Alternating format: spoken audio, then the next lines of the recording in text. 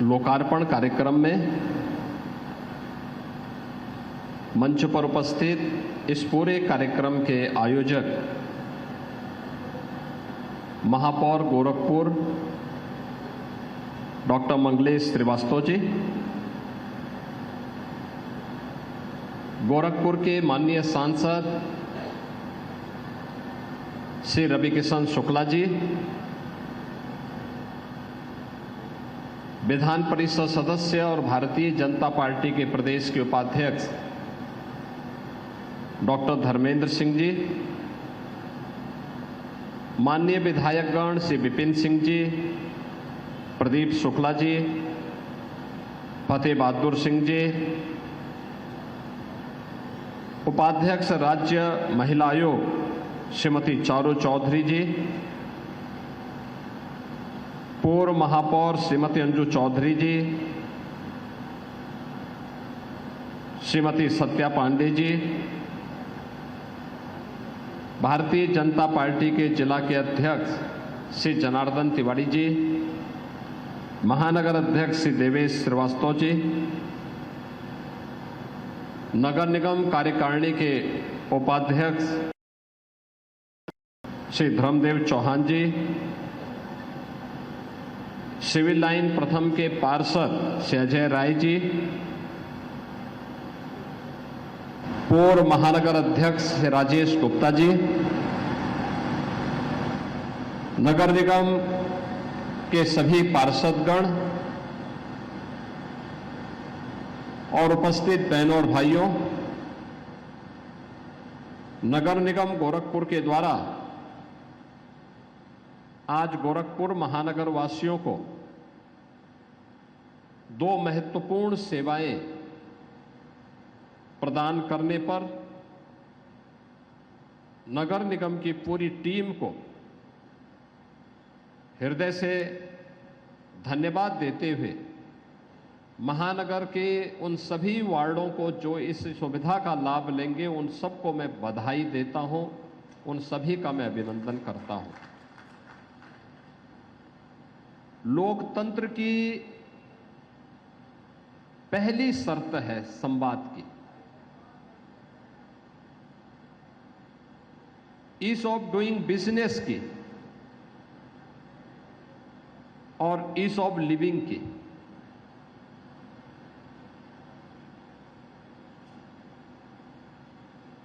लोकतंत्र की पहली ये शर्त होती है कि जनता की सुविधाओं को हम जितना सरल कर सके,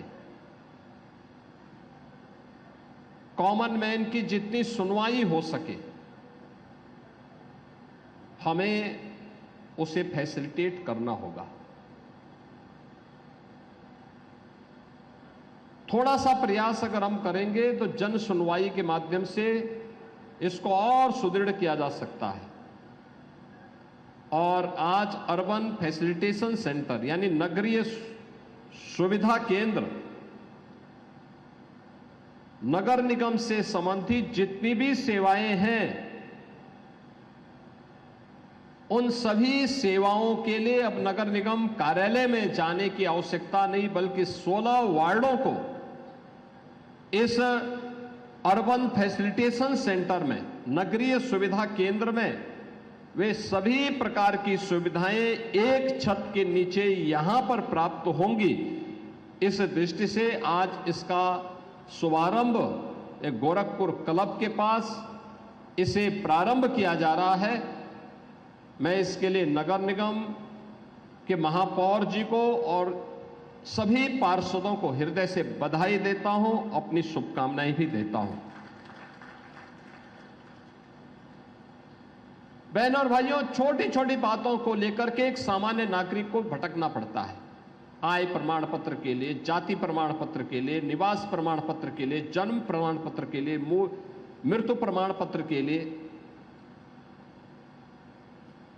टैक्स जमा करने के लिए, अगर कहीं से गलत टैक्स आ गया उसको सुधारने के लिए।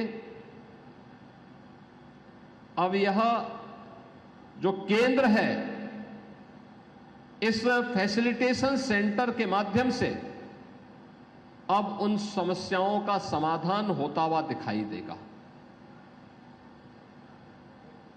ये लोकतंत्र की पहली शर्त है और इसीलिए लोकतंत्र में आम जनमानस को केवल उसे सामान्य नागरिक नहीं कहा है। एक सामान्य नागरिक आप किसी व्यक्ति की, किसी पदाधिकारी की उपेक्षा कर सकते हैं, एक आम नागरिक की नहीं। आम नागरिक लोकतंत्र में वह जनता जनार्दन के रूप में, जनता जनार्दन के रूप में उसको संबोधित किया जाता है और जनता जनार्दन की इस भावना को हमें अपने जीवन में अंगीकार करने के लिए तैयार होना होगा। नगर निगम का यह अभिनव प्रयास अत्यंत सार्थक है। मैं इसके लिए नगर निगम की पूरी टीम को हृदय से धन्यवाद देता हूं। साथ साथ यहां पर एक नई सुविधा, सीनियर सिटीजन केयर सेंटर, जितने भी बुजुर्ग नागरिक हैं उन सभी बुजुर्गों के लिए सुविधा यहां पे बन सके।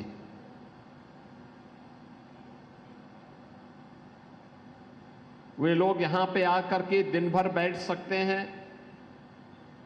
उनके लिए कैंटीन की व्यवस्था भी रहेगी, सुबह योगासन की व्यवस्था रहेगी, अखबार पढ़ने के लिए व्यवस्था रहेगी, लाइब्रेरी में धार्मिक पुस्तकों को और अन्य रचनात्मक पुस्तकों को पढ़ने की सुविधा रहेगी।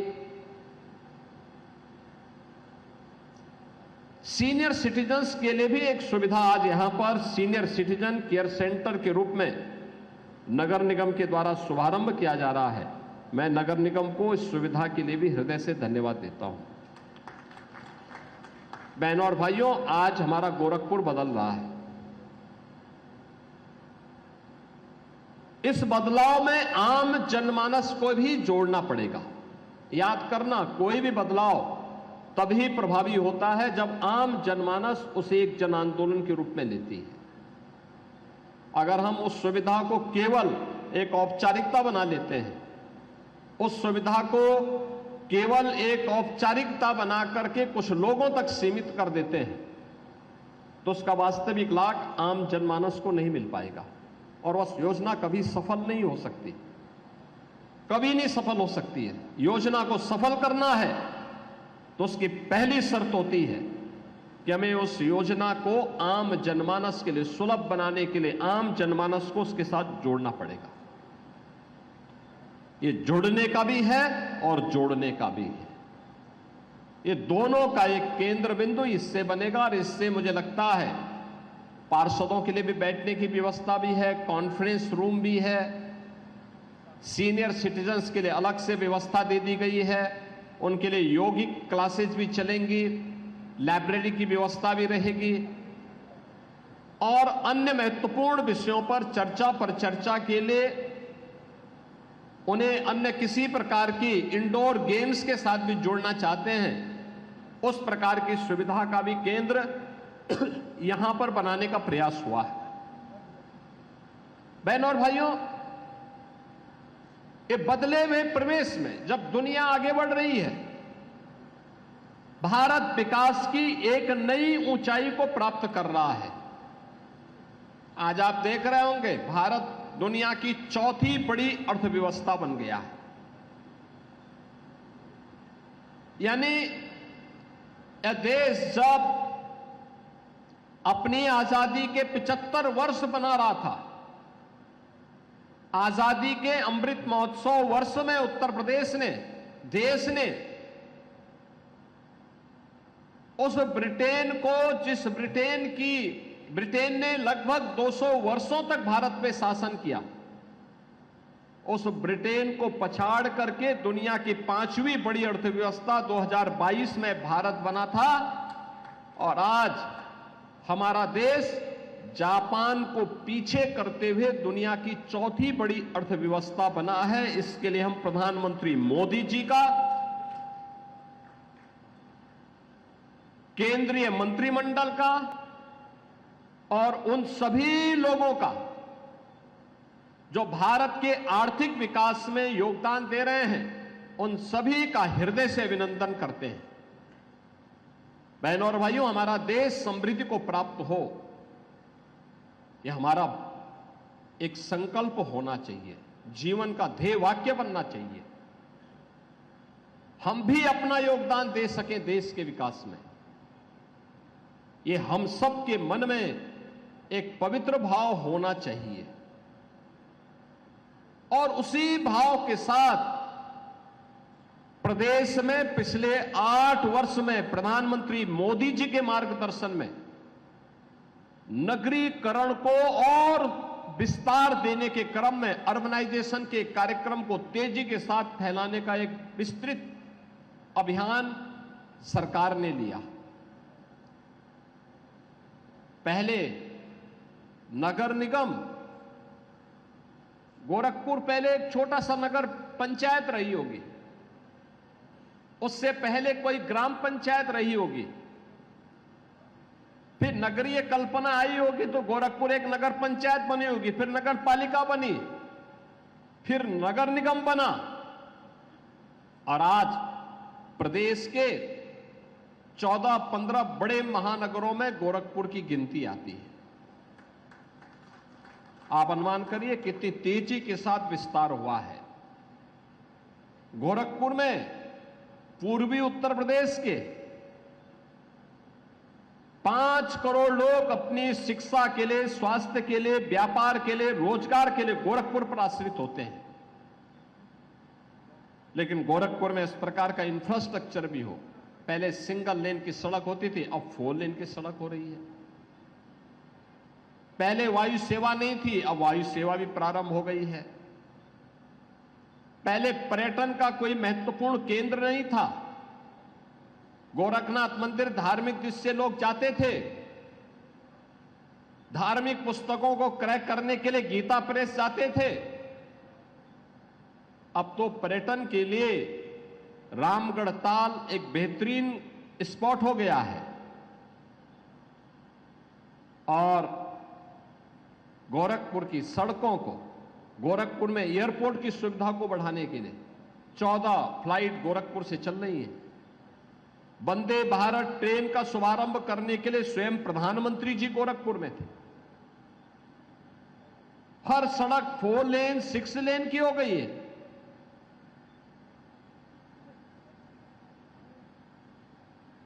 जिन वार्डों में सुविधा नहीं है वहां पे उत्सव भवन बनाए जा रहे हैं।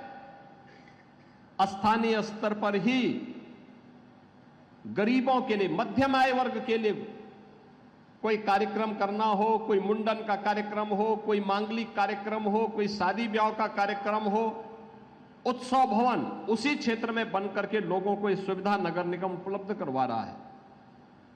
गोरखपुर की सफाई, अभी पिछली बार हम लोगों ने गार्बेज प्लांट का उद्घाटन किया था। उस समय सांसद जी नहीं आ पाए थे, लेकिन आज वे आए हैं। और आते ही उनकी नजर सबसे पहले पड़ी कि वो बोले कि शीश महल किसका है। हमने कहा शीश महल नहीं, ये अर्बन फैसिलिटेशन सेंटर है। शीश महल तो रामगढ़ ताल के किनारे है।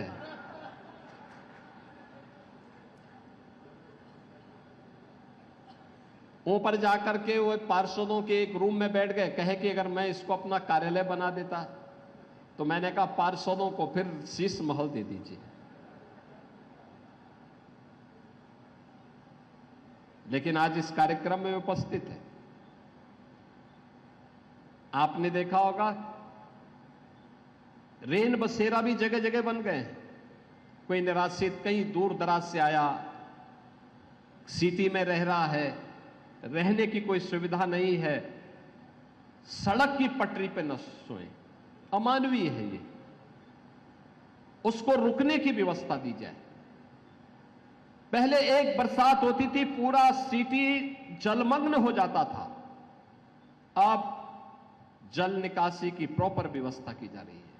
अब जलमग्न गोरखपुर नहीं होगा। गुड़धोवा नाला बनाया जा रहा है। मुझे लगता है कभी भी गुड़धोवा नाले की सफाई नहीं होगी। पहली बार गुड़धोवा नाले को एक स्वरूप दिया जा रहा है, भव्य स्वरूप दिया जा रहा है कि जल निकासी की व्यवस्था भी होगी और उसको टूरिज्म के एक नए स्पॉट के रूप में भी वहां विकसित किया जाएगा। जिससे वहां आने जाने वाले लोगों के लिए भी और सुविधा हो सके। आने जाने की भी उसके माध्यम से हम लोगों को सुविधा देंगे, वृक्षारोपण कराएंगे, गंदगी नहीं रहेगी। जब हम लोगों को हर प्रकार की सुविधाओं से आच्छादित करते हैं, तब जीवन की सुगमता को वह प्राप्त करता है। इसी को ईज ऑफ लिविंग कहते हैं।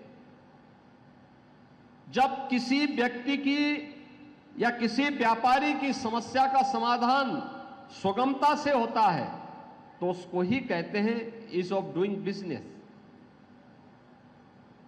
आसानी से, सुगमता पूर्वक, बिना किसी व्यवधान के सारे काम एक प्लेटफॉर्म पे, एक छत के नीचे, एक समय में उपलब्ध हो रहे हैं।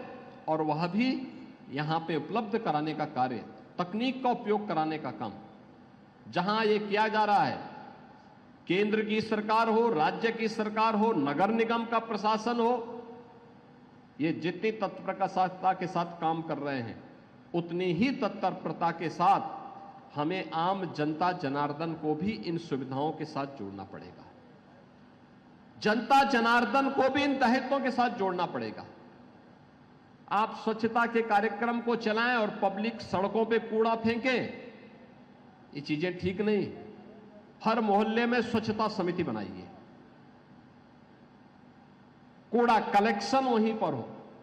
अपने घर के कूड़े को सड़क पे या नाली में ना फेंके, हमें इसके लिए बताना पड़ेगा। वेंडिंग जोन बनाने पड़ेंगे, सड़क पे ठेला खोमचा रेड़ी ना लगे, बल्कि उन्हें व्यवस्थित पुनर्वास करके उनकी आजीविका पर भी असर न पड़े, लेकिन यातायात भी बाधित न होने पाए। अगर हम देंगे तो आपका शहर स्वच्छ और सुंदर बना रहेगा। इस दिशा में हमें प्रयास करना पड़ेगा। ये सभी कार्यक्रम के हिस्से हैं। इन कार्यक्रमों को लेकर के अगर हम आगे बढ़ेंगे, स्ट्रीट लाइट रात्रि को जलती हुई दिखाई देनी चाहिए, लेकिन दिन में जब सूरज की रोशनी हो तब स्ट्रीट लाइट बंद रहे। या तो नगर निगम करे या लोकल पार्षद करे, नहीं तो नागरिक के रूप में हमारा भी दायित्व है कि अनावश्यक बिजली नहीं खर्च होनी चाहिए, कूड़े का ढेर नहीं दिखना चाहिए,